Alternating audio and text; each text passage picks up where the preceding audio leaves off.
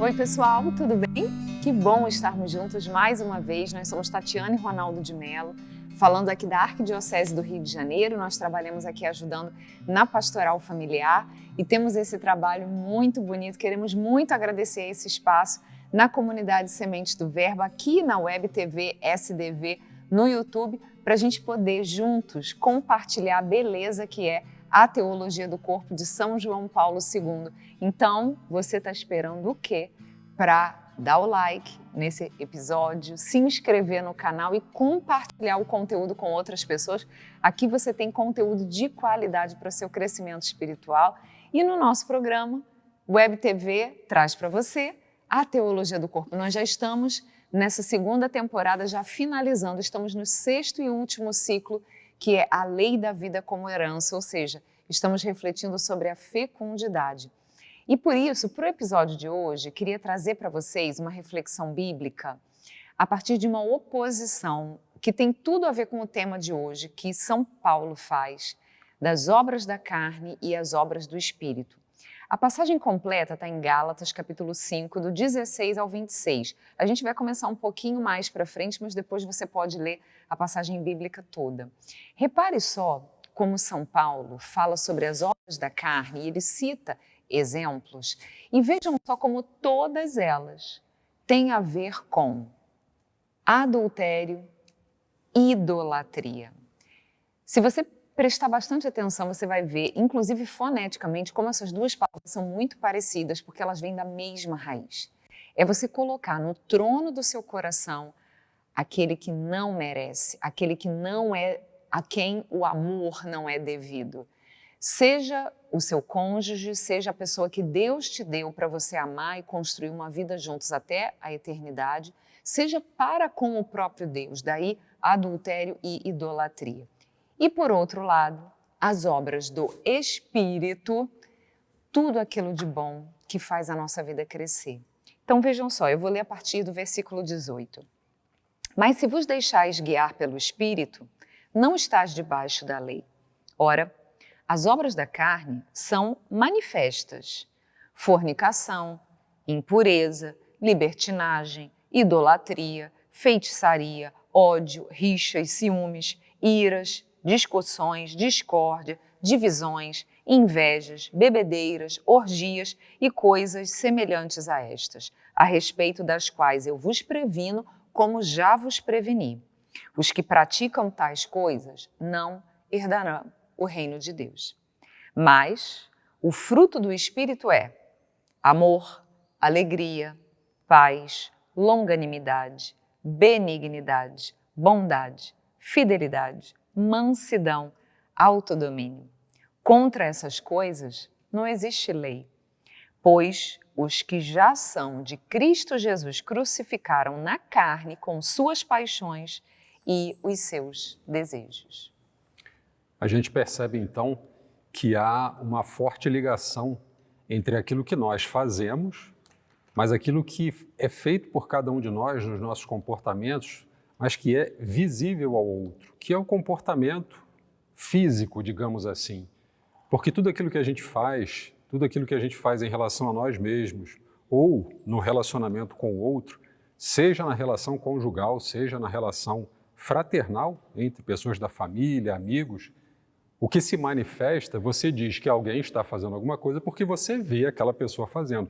Você não vê a alma, o espírito daquela pessoa praticando. Por quê? A gente tem ali uma única realidade presente e viva, que é a pessoa, que é a realidade inseparável de corpo e alma. Tudo isso que a Tatiana leu nessa passagem de Gálatas revela exatamente essa manifestação corporal, essa manifestação externa. Só que essa manifestação corporal, essa manifestação externa é a manifestação de uma pessoa na sua unidade de corpo e alma, porque um corpo só por ele próprio, ele não teria capacidade de se manifestar, porque senão ele estaria morto. Seria necessário que o corpo e a alma estivessem ali unidos para que a pessoa, nessa realidade de unidade inseparável, possa fazer. Trazendo isso para a moral conjugal, né, que é o tema central que a gente vai tratar nesse nosso encontro de hoje, em que ele fala de como podemos e seremos fiéis ao plano divino vivendo essa moralidade conjugal.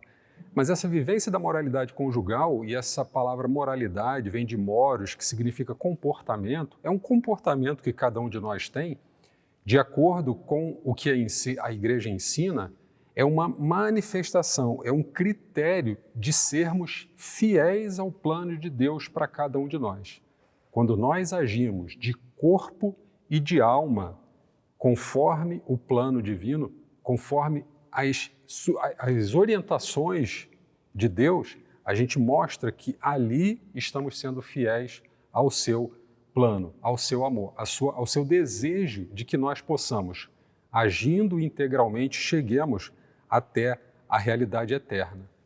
Com isso, a gente pode fazer uma separação de um comportamento que é moralmente correto, moralmente reto, e um comportamento que é moralmente incorreto. O correto é quando ele é de acordo com aquilo que Deus ensina, e incorreto quando ele é contrário àquilo que Deus ensina. E é interessante que a gente trouxe uma frase muito forte e muito impactante, diria assim, porque talvez a gente nunca enxergue com essa clareza de detalhes, mas o Papa São Paulo VI traz lá na Humanae Vitae, e a gente está no 6º ciclo que toma por base exatamente a Humanae Vitae, ele fala de uma forma muito interessante, falando exatamente da moralidade e do que é moralmente correto e do que não é moralmente correto. Ele diz: se é lícito algumas vezes tolerar o mal menor para evitar um mal maior, ou seja, o Papa São Paulo VI está dizendo, dependendo da situação, isso não é a regra, é possível tolerar, não é aceitar, tolerar um mal menor a fim de se evitar um mal maior ou promover um bem superior, né? Isso aqui daria possibilidade de termos mais inúmeros encontros para que a gente pudesse contextualizar tudo isso. Mas é poder entender que o mal, ele é uma realidade do nosso dia a dia, do nosso comportamento, e pode acontecer que, às vezes, a tolerância a um mal pequeno se dê para que se evite um mal maior ou que, eventualmente, até se promova um bem. Mas o Papa São Paulo VI continua, e aí é o ponto da moralidade de acordo com aquilo que Deus e com aquilo que a própria Igreja ensina. Nunca, jamais é possível aceitar que se faça uma ação mal para que do mal se tire algum bem. Então, o nosso comportamento moralmente correto, ele precisa ser de acordo com aquilo que Deus nos ensina. Porque se ele for contrário, é como se nós estivéssemos esperando exatamente isso que o Papa Paulo VI fala, que de uma atitude má, que do mal, da maldade, sobrevenha o bem. Isso não é correto, não é possível fazer isso, porque se nós permitíssemos, e aqui transpondo essa reflexão para a realidade espiritual, é como se nós estivéssemos dizendo que um espírito mau, ou seja, o inimigo de Deus, o diabo, que só faz atitudes más, dessas atitudes más dele pudesse provenir um bem. Então veja, saindo da realidade do nosso comportamento diário, do nosso comportamento comum, do nosso comportamento conjugal, é interessante que a gente perceba que não é possível aceitar o mal para que do mal venha o bem diretamente, porque não é incompatível. Do mal não tem como sair o bem. Do mal só sai o mal, a mentira, a enganação e tudo aquilo que a Tatiana leu naquela realidade.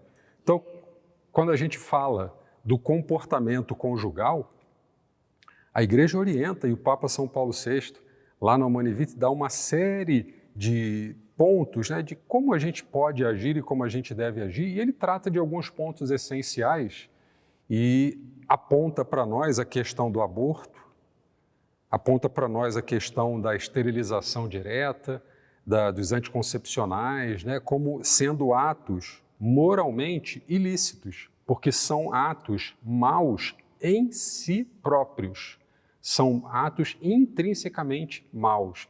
Então não dá para que a gente considere possível um ato mau, por exemplo, o aborto, matar uma criança no ventre materno, para que desse ato mau sobrevenha um bem, que é, por exemplo, o bem-estar da mulher que não queria e que teria, entre aspas, direito de se ver livre daquela vida intrauterina, daquela vida que está na sua barriga, para que ela pudesse viver de forma mais tranquila, porque ela teria sofrido algum problema ou que viesse a sofrer mais problemas com aquela gravidez. Então, de um assassinato de uma criança no ventre materno, não é possível que desse mal sobrevenha um bem.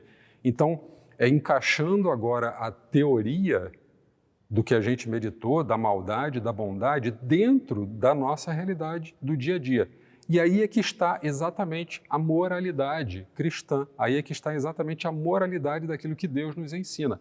É trazer toda essa reflexão que Ele nos mostra de forma generalizada para a realidade do dia a dia. A própria outra realidade é a esterilização de um casal casado, ainda dentro desses atos moralmente ilícitos, em que o casal não se deixa e não se torna aberto à vida quando pratica, quando vive o ato conjugal.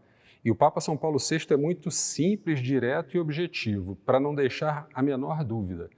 Ele usa aqui determinadas palavras, né? Por exemplo, na ação do ato conjugal, em previsão do ato conjugal, durante o ato conjugal e durante o desenvolvimento das suas consequências naturais. Trazendo isso para o nosso português, antes, durante ou depois do ato conjugal. Em resumo, o que é um ato moralmente mau, um ato moralmente ilícito do casal em relação ao ato conjugal que ele pode fazer antes da realização do próprio conjugal, daquele momento lindo, intenso, íntimo, que Deus abençoa e que é vivido e que deve ser vivido profundamente pelo casal.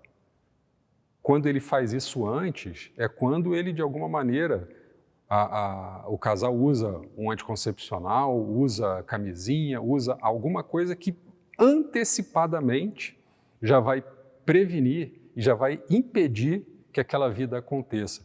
Durante o ato conjugal, várias outras possibilidades, como, por exemplo, o ato sexual com o coito interrompido. Durante o ato sexual, você impede aquela vida de acontecer. E depois é o próprio aborto, é pílula do dia seguinte, enfim, uma série de outras atitudes. E o Papa São Paulo VI é muito direto. Quem faz algo que impeça a realização, não necessariamente, e aqui é o ponto que nós sempre salientamos e que todas as pessoas dizem que a igreja sempre orienta aos casais, a todas as vezes que eles tiverem um ato conjugal, sempre tem que gerar uma nova vida. Isso não é verdade. A gente já estudou no ciclo passado que o ato conjugal, que o encontro do homem e da mulher no ato conjugal tem dois propósitos muito bonitos, que é o unitivo e o procriativo. E não necessariamente os dois acontecerão o resultado final, não necessariamente acontecerá a procriação. E a gente vai ver um pouquinho mais para frente que o próprio Papa Paulo VI diz que, por razões sérias e não sendo contrário à moralidade cristã, é possível que o casal espace os filhos, é possível que o casal possa ter os filhos de forma mais separadas um do outro ou de forma mais prolongada, não necessariamente cortando totalmente a possibilidade, que isso também é uma questão interessante. O próprio Papa Paulo VI fala, e a gente vai ver daqui a pouquinho, quando ele fala sobre os métodos naturais de regulação da fertilidade, ele vai falar que se o casal também usa esses métodos naturais para a regulação da fertilidade de forma a espaçar indefinidamente, sem uma razão concreta, o nascimento de um filho, também está agindo moralmente de forma ilícita. O que é, então, o contrário das formas ilícitas que São Paulo VI fala na Humanae Vitae e que São João Paulo II traz na Teologia do Corpo? O que seria, então, moralmente ilícito a um casal que precisa regular a periodicidade dos nascimentos. Como o casal pode viver a relação conjugal de um modo pleno, mesmo que, ocasionalmente, durante alguns períodos, ele precise, por algum motivo sério e justo, espaçar a gravidez. O Papa Paulo VI fala e São João Paulo II corrobora, porque, afinal de contas, o magistério da Igreja é perene. São João Paulo II cita a Humanae Vitae, número 16. O recurso aos períodos infecundos para que o casal realize o ato conjugal pleno e verdadeiro. Ou seja, São Paulo VI, São João Paulo II vêm recordar que a própria natureza da mulher já tem períodos fecundos e infecundos. E se o casal precisa adiar a gravidez, ele não precisa recorrer a meios contraceptivos que vão contra a natureza procriativa do ato conjugal.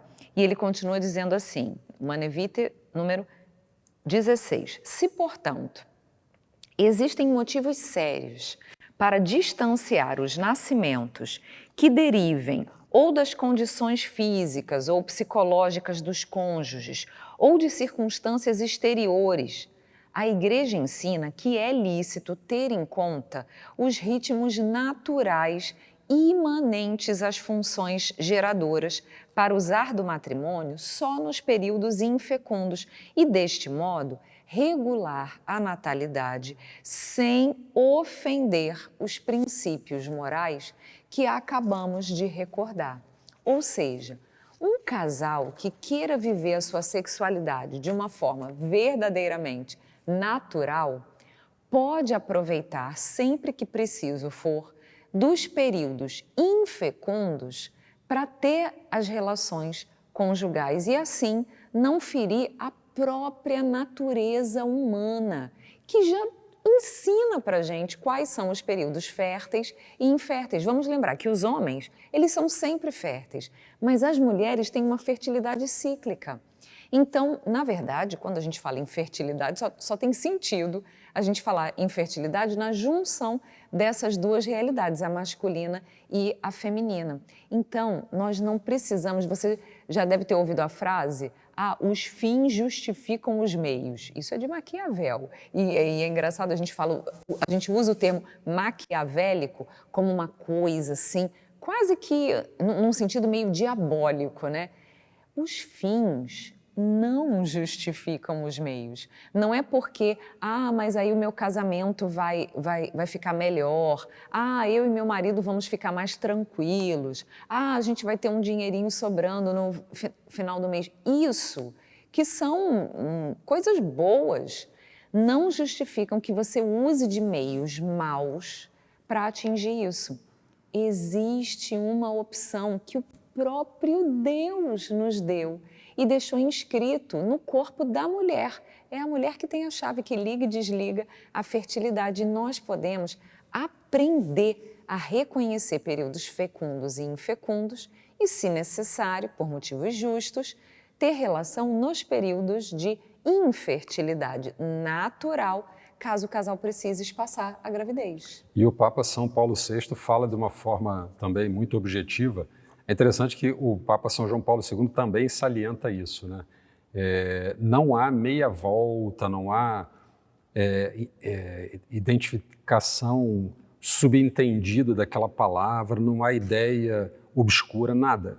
A encíclica Humanae Vitae é um convite à leitura que nós fazemos, ela é muito direta e muito objetiva.